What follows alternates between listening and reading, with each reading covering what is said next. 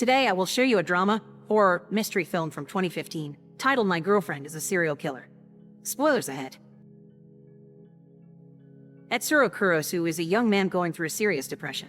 He doesn't work or study and his parents have cut him off, so his apartment doesn't have power, water, or internet, and it's full of trash as well. One evening, he can't take it anymore and decides to kill himself by putting a belt around his neck and hanging it on a shelf. His body's survival instincts kick in and begin struggling against the belt, which causes the shelf to come off the wall and fall on top of him.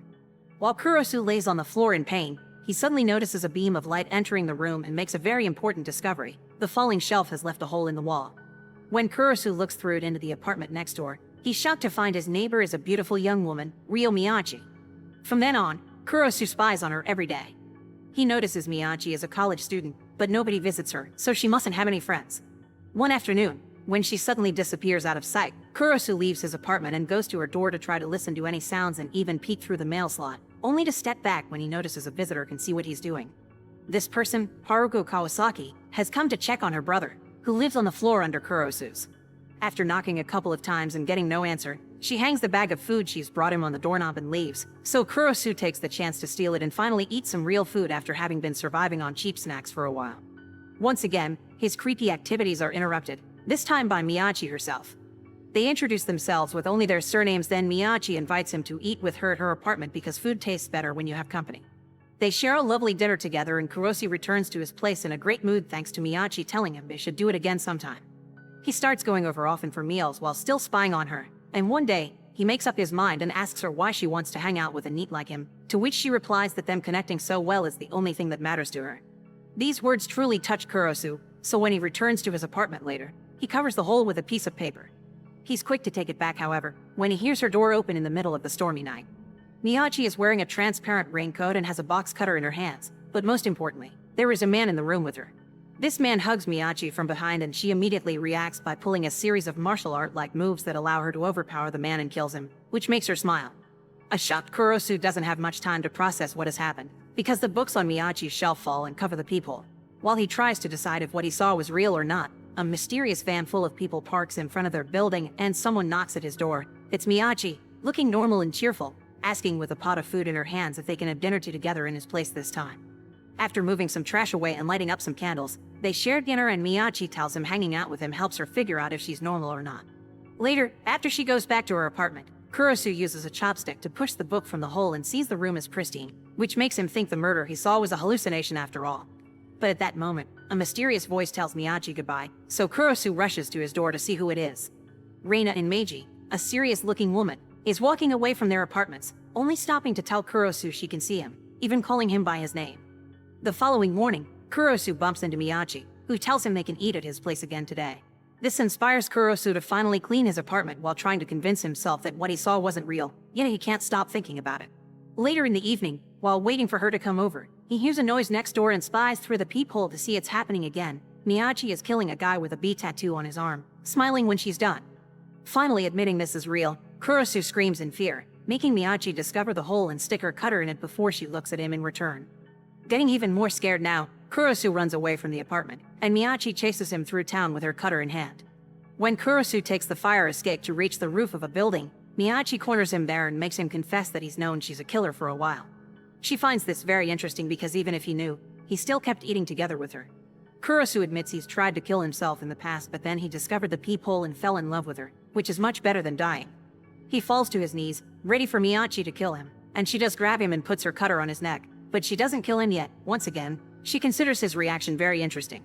When she asks him how he feels right now, he says he wants to date her, which Miyachi accepts before licking the blood off a bruise on his lip he got while running away. Kurosu sees this as encouragement to kiss her, but when he tries, Miyachi tells him they can't kiss yet or she'll have to kill him. She does, however, ask him to keep spying on her. The next day, Kurosu sees Haruko has finally gotten to see her brother, Kawasaki, who is currently playing with a cat. Afterward, he has lunch at his place with Miyachi, who is amazed at how much he can see through the hole. After admitting that he likes everything about her, he promises to get a job to be a better boyfriend for her. Kurosu ends up working at a convenience store, and every time he has to use a cutter to open one of the boxes, he can't help thinking of Miyachi's murders. This doesn't stop him from still dating her though. Miyachi asks him out on a date the next day, which turns out to be an excuse to make Kurosu carry her microwave to the university because the one at her lab broke down. At first, he doesn't feel comfortable being surrounded by successful people, but soon his mood improves when Miyachi introduces him as her boyfriend in front of her admirers. While having lunch together, Kurosu tells her he may retake the entrance exam next year to become a suitable man for her because he can't imagine a future without her. Miyachi, however, is amused at the idea that he needs to be suitable for a murderer who isn't planning to stop killing anytime soon. After class, Miyachi asks Kurosu to go on a walk with her, only to shock him when she suddenly puts on her transparent raincoat before grabbing a woman in the middle of the street and killing her. From then on, Miyachi starts going out on dates with Kurosu and killing people in the middle of them, which is some sort of twisted sign of affection. Kurosu wonders if she kills randomly, but she confesses she has some personal rules, which includes a list of local criminals. This makes Kurosu wonder if he could consider her an ally of justice, but that still doesn't sound right. The most shocking thing regarding this whole deal is that not a single one of her murders has appeared on the news. One afternoon, after chatting with his neighbor Kawasaki about how cute cats are, Kurosu meets with Miyachi at the park and shares some pepiko with her. The pico is an ice block made of chocolate and coffee that comes in pairs precisely to be shared, so Miyachi is touched by the gesture. Kurosu has bought something specifically to share with her. Kurosu's life starts to improve thanks to his new job. His apartment finally has power again and he can buy a new phone. One day, while working the cash register at the store, Haruko comes over to buy some snacks, and Kurosu gives them to her for free because he's feeling guilty over the food bag he stole the other day. In the evening, when he gets home, he finds a message on the peephole telling him to wait in his apartment at 10 p.m. When the time comes, Kurosu looks through the peephole again and discovers Miyachi has kidnapped Kawasaki. He tries to ask her not to kill him, but Miyachi just tells him to keep quiet not to be caught and proceeds to kill their neighbor. Right after she's done, Reina and her team arrive in their black van and clean the entire crime scene, which explains why nobody has found out about all the murders yet. Kurosu goes to Miyachi's apartment and demands some answers. Reina explains that Miyachi is a great killer because she does it quickly with a clean cut, and there are many people out there in need of fresh bodies. This still doesn't explain why Miyachi would kill Kawasaki of all people, so Reina takes him to his apartment and shows him the truth. All this time, Kawasaki has been torturing the stray cats he befriended. Reina doesn't understand why he looks so shocked since she believes this is also his future because Miyachi doesn't know how else to interact with people. The following morning, Miyachi knocks on his door, but he ignores her, so she enters his apartment by jumping from her balcony to his. Kurosu tells her he isn't feeling well and stays in bed, so she gets in there with him to warm him up.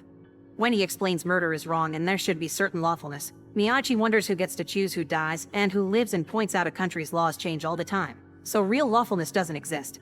Kurosu finally admits he just didn't want to see it, so an upset Miyachi leaves the room while Kurosu thinks that despite everything, he still likes her.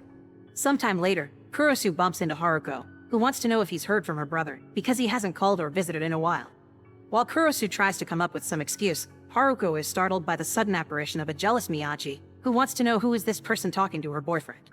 When Haruko explains she's Kawasaki's sister, Miyachi invites her to wait for him at her apartment, but Kurosu freaks out and sends her away, promising to let her know if he hears from Kawasaki. Later, when he's having dinner with Miyachi, he can't stop worrying about Haruko coming back and finding out the truth. Miyachi tells him it's fine because Kawasaki has disappeared without a trace, and because of her personal rules, she promises not to kill Haruko. Some days later, Haruko texts Kurosu, asking him if they can meet to talk about her brother. While wondering if accepting or not, Kurosu is suddenly grabbed and dragged into a black van where Reina is waiting for him. She tells him to become a suitable man for Miyachi or she will take care of him, because as a person he's useless but he'd make a great dead body. A few hours later, Kurosu meets with Haruko for tea. She is in desperate need to know what happened to her brother, so she asks Kurosu to come with her to see the landlord because she's scared to go by herself. Kurosu doesn't want to accept, but he doesn't want to arouse suspicion, so together they ask the landlord to open Kawasaki's apartment. It turns out Kurosu doesn't have anything to worry about because Reina's team has cleaned it all and got rid of all the tools he used with the cats, leaving a perfectly normal room behind and even the copy of an online airplane ticket reservation to make it look like he is away on a trip. Now that she can stop worrying about her brother, Haruko goes for a walk with Kurosu and thanks him for his help. When he tells her she can call him anytime she needs something though, she says she won't because it would piss Miyachi off. Kurosu admits that while they are dating, he doesn't know Miyachi that well, and she can be kinda twisted. He thinks he's way over his head. On his way back home, he sees a guy with the same bee tattoo the other victim had putting an arm around Miyachi, yet she doesn't push him away. When they meet for dinner, he tells her he's seen her with that dude and demands an explanation, but Miyachi accuses him of doing the same with Haruko. Kurosu denies this and tells her he only hung out with Haruko to protect Miyachi, then proceeds to hug her, only to get threatened again when he tries to kiss her. Later that night, Haruko goes to the bar the bee gang uses as their headquarters and informs them she is turning down their offer of working for them as their personal killer. They don't take this news very well, and a leader reminds her they know she was the one that killed one of their gang members and threatens to kill Kurosu if she doesn't change her mind. The next day, Miyachi waits for Kurosu to finish working and walks him home, since she's worried about his safety. When they arrive at their building, they find Haruko waiting for them and they invite her in for tea. It turns out she's received a postcard Kawasaki has sent from Thailand, another trick from Reina. Suddenly, she passes out and Miyachi shows up wearing her transparent raincoat. It was her that put something in Haruko's tea to make her sleep. She intends to kill Haruko, but Kurosu stops her, telling her this is getting out of control. Miyachi reminds him that she makes her own rules and that she could kill him instead, but Kurosu tells her she wouldn't be able to. Miyachi disagrees but still leaves. A few hours later, when Haruko wakes up, she confesses she likes Kurosu and wonders if she isn't good enough for him, but the moment they share is suddenly interrupted by Reina and her team. They came to the apartment thinking they would have to pick up a dead Haruko, who is now leaving in a hurry. This is the first time Miyachi doesn't kill someone Reina is after, so she asks Kurosu not to confuse her because she will never connect with him anyway. Some days later, Miyachi meets with Reina and apologizes for wasting her time with Haruko. She also shares a Pepiko with her. Reina tells her that who lives and who dies is up to Miyachi, but if she starts to waver, the corpses become unclean and she won't be able to collect them anymore. Meanwhile, Kurosu is meeting with Haruko again at a cafe, where she tells him her feelings for him are real. Kurosu can't accept this and explains to her he's only been trying to help her with her brother, nothing else. Haruko, however, expresses her confusion, since she remembers how Kurosu said Miyachi doesn't suit him at all.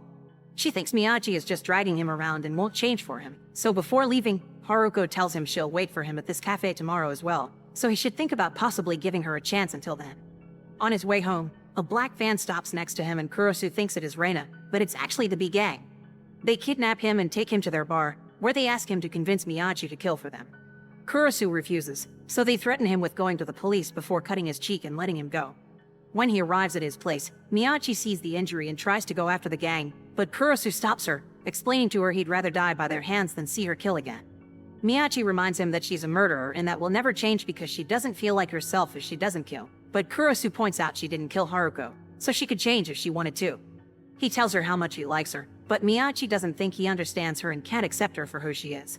She doesn't see a happy future for them, so she leaves in tears after asking him to cover the peephole.